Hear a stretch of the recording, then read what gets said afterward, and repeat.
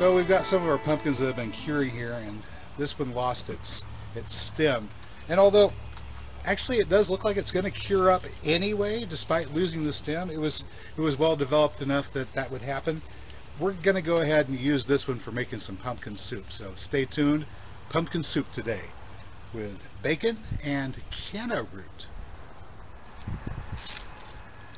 Alright, before we get started, we're going to need to, well, boil water right here. We got a kettle with our water in it. We've got our wood pellet stove here.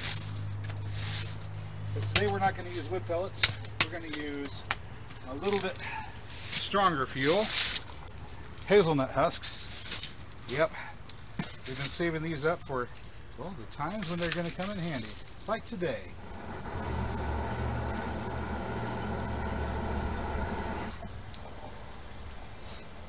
And if it gets lit, then we'll have this little vortex of flame that will stay burning. And right now it's staying burning. Yay, I think we got it. Alright, we're lit. Let's get our water boiling. I already know from past experience this is going to take us about half an hour. Now while this water's boiling, we're going to go ahead and take care of another very important part of making this pumpkin soup, and that's harvesting our canna roots. So here we go. Okay, so here we have Canna indica purpurea. They are done for the year. This is a true breeding canna, so if we select the seeds off the top, we can open them up and we will find whole intact seeds inside these seed pods. So the ones that are hybridized, they don't make seed. These ones will make seed.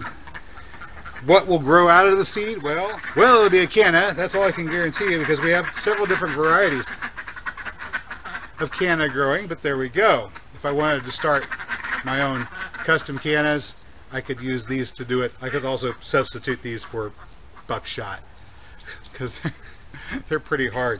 Anyway, let's have a look at the plant itself here. Lots of biomass, and some people do grow these for the biomass, sort of chop it, drop it.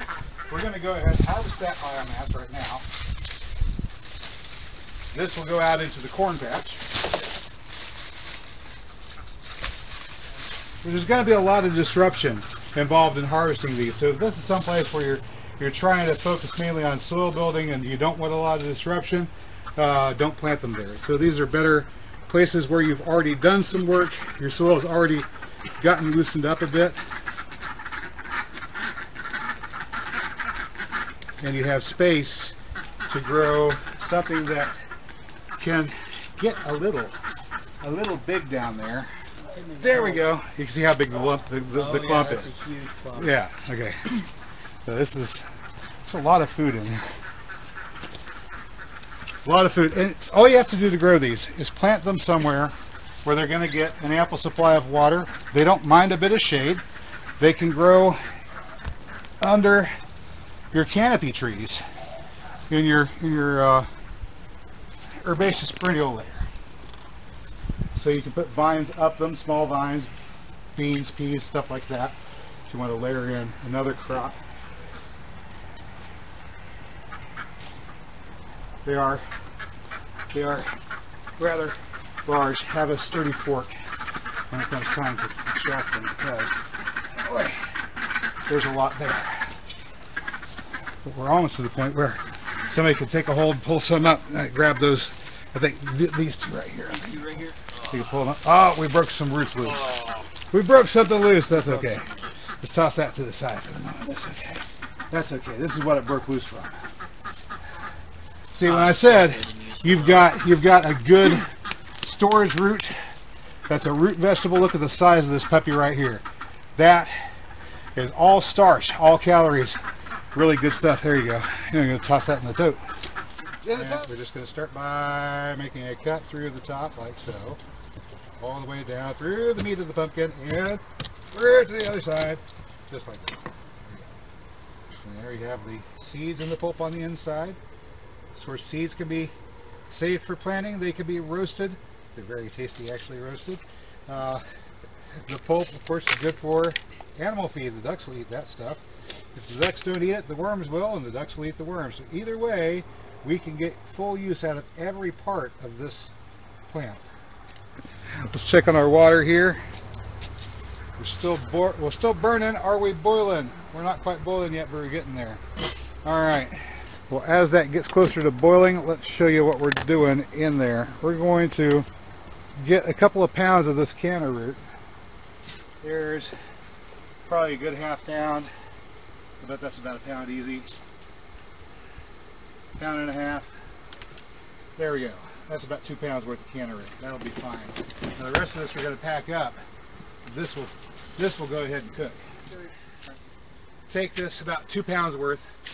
About 2 pounds worth of root. Just spray most of the dirt off of it. There you go. And you can already see this year's growth, 1 year's growth, is nice and clean. Nice and clean. It's purple and white. It's not brown and nasty. If it's brown and nasty, that's old growth. You don't want to eat that. But 1 year growth, nice, lots of white flesh. You just have the skin on the outside that we got to get rid of. Okay. So after we've boiled for 45 minutes, these are nice and hot. We're going to take the pot off. And now we've got these lovely lovelies. Nice. And they're really hot. So we're just going to pull them out here and let them air cool for a moment.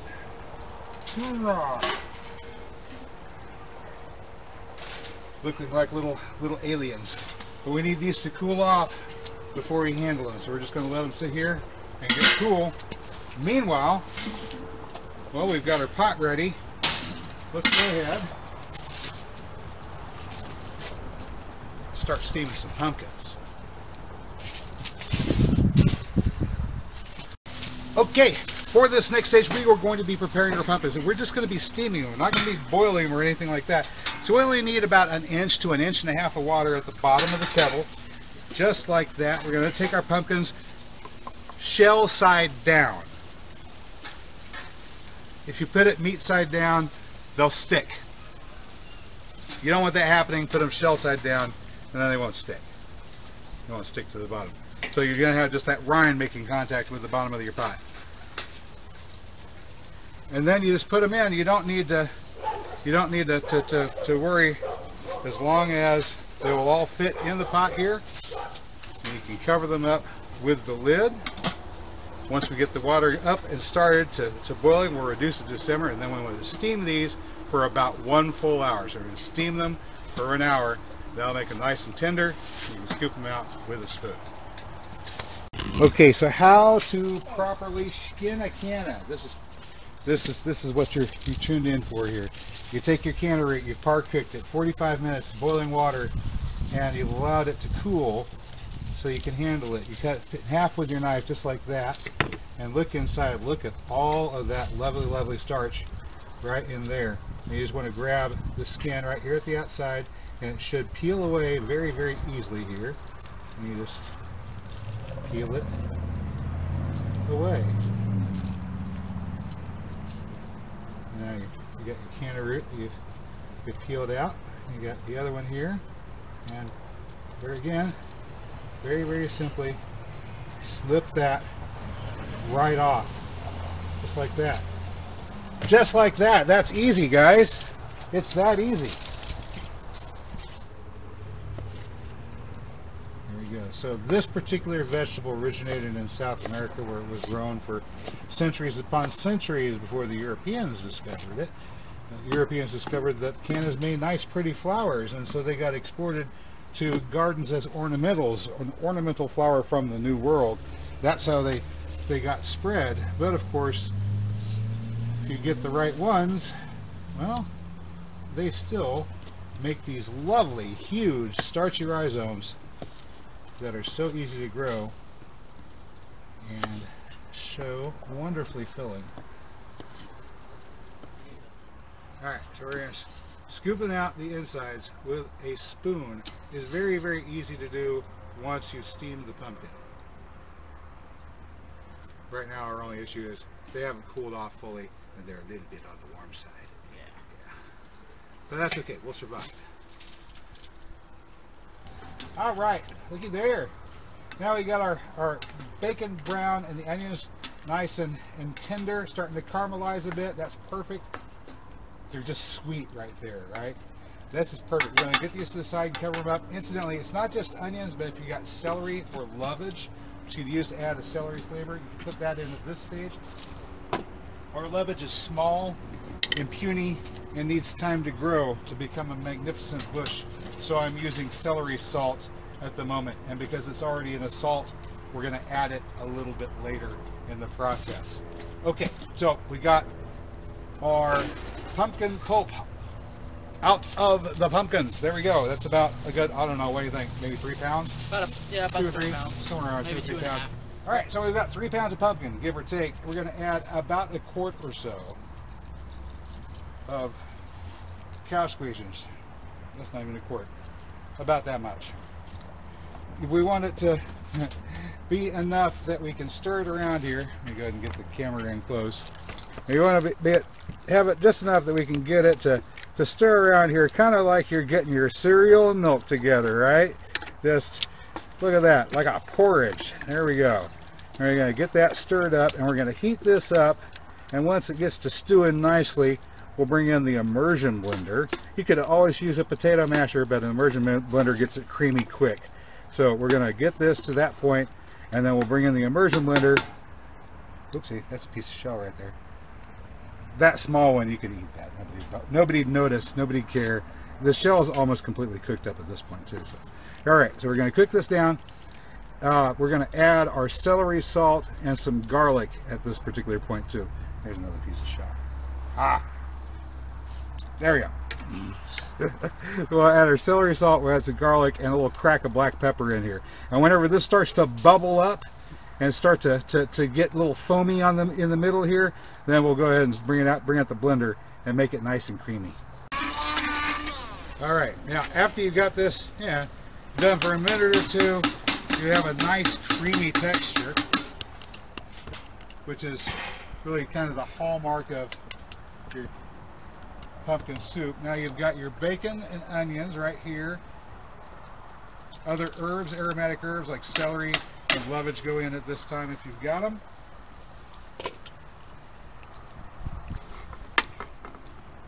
I'm going to be a greedy guest and get all that bacon. Oh yeah, that's all flavor. I don't know why I'm holding the pan with my right hand and working with my left, but I guess that's the way we're doing it today. It looks weird. Okay.